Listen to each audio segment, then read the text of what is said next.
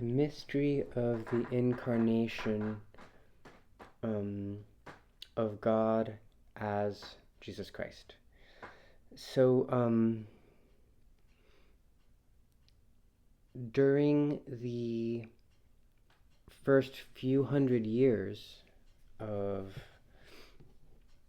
the existence of Christianity, there were fierce debates about what exactly the nature of Christ was.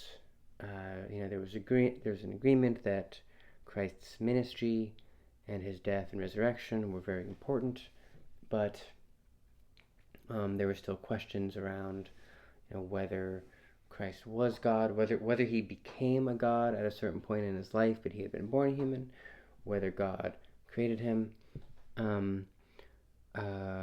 or whether he was never really God and that he was just a great teacher. And what was arrived at in the sort of official doctrine of the Church of the Roman Empire was that Christ had two natures. So Christ was a single person, like you or me, but he had two natures in one person. So he had an entire human nature, just like any of us have, and he also had an entire divine nature, which is more difficult for us to understand, though not as hard as you might think, which I'll get to in a moment. But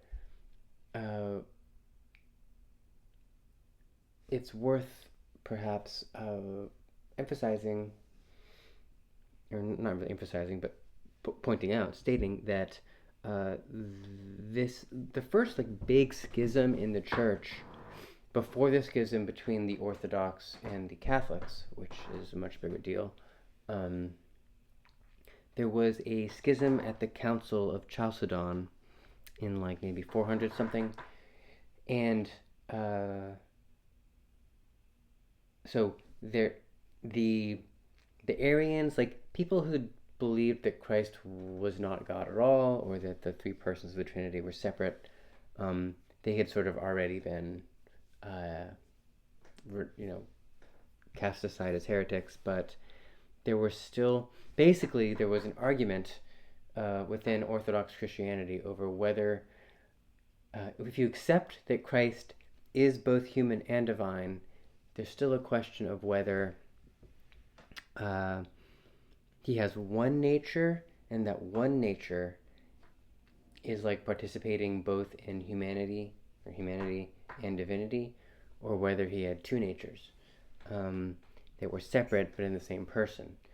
And there was a fierce schism and a breach between so the Roman Empire chose the second choice, as I said, and then there were other churches in Egypt, more eastern basically, and southern, so in Egypt and Syria and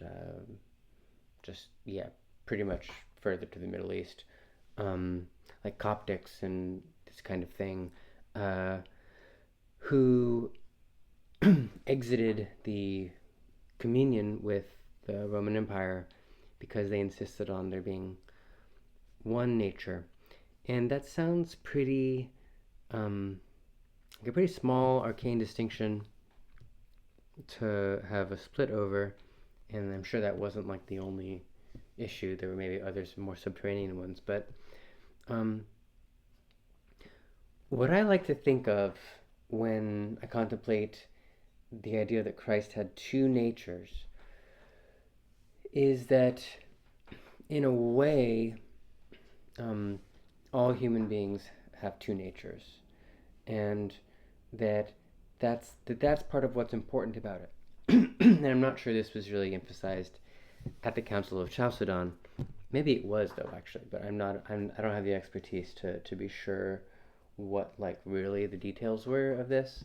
But um, this is a point that that like for example, like even like Nietzsche makes a lot all the time, that like I do, but even like Buddhism, like that, I have like one human self that is personal and self-centered, and has concerns that are quite local. Um, that they have a sort of a shorter time horizon, and they involve um, desires that I was kind of socialized into, or just like habits, like practically addictions, or just sort of things that I need to sort of re up on. Um, and like there is another self that I have that um, that sees more and is more important, and has this sort of outpouring aspect, right? It's like a creative self. It's a self that can generate new things. It's like fecund.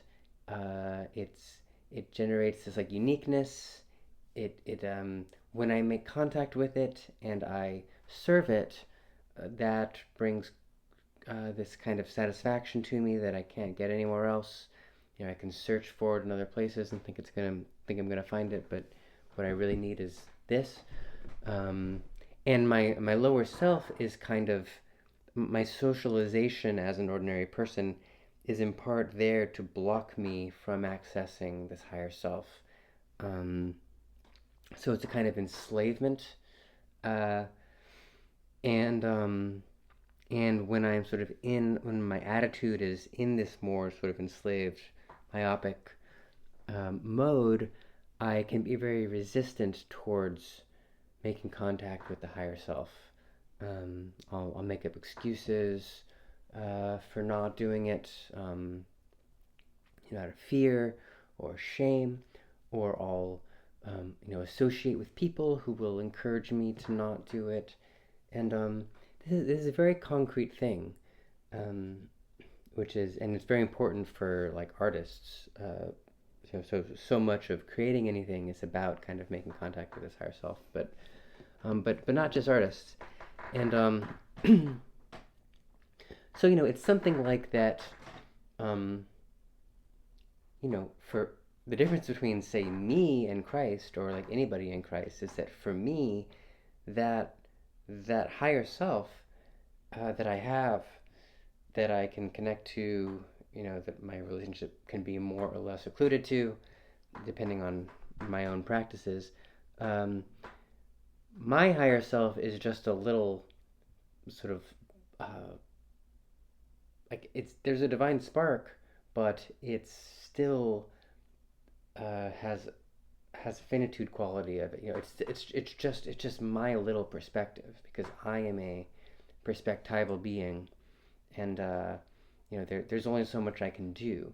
But so I guess the idea would be that Christ would have been having you know temporal conscious experience, very similar to what I'm experiencing, except that except that his divine self um, was actually God. Like it was actually the being that created the very world that he was living in. So it would be like if I was the artist of the actual, if I had created the world, and then I'm also living in the world. Um, Something like that. Um, so that's the difference between Christ and humans.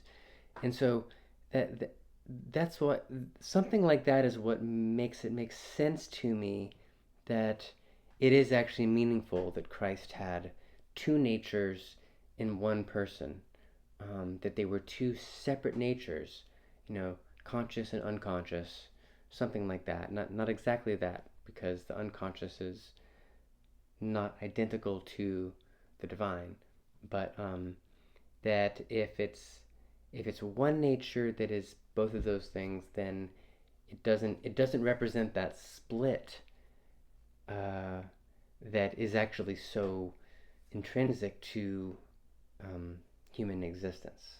So that's a little, just a little meditation from my own little perspective on the Incarnation.